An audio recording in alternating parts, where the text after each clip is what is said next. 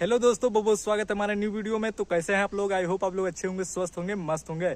इधर देखिए, power star Pawan Singh 2 दिन से ट्रेंडिंग में है। तो क्या ट्रेंडिंग स्टार हो गए? नहीं दोस्तों, ये पावर स्टार पवन सिंह है और रहेंगे।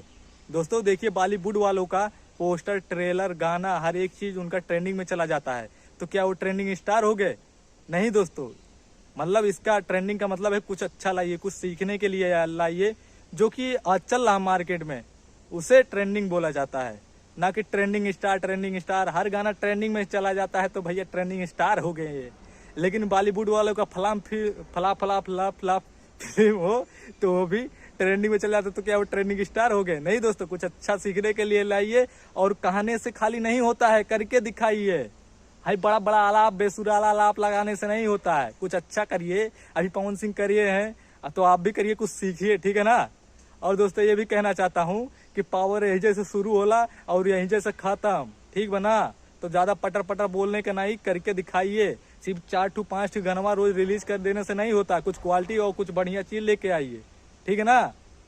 तो दोस्तों मिलते हैं किसी नेक्स्ट वीडियो में, तब तक के लिए बाय, जय हिंद।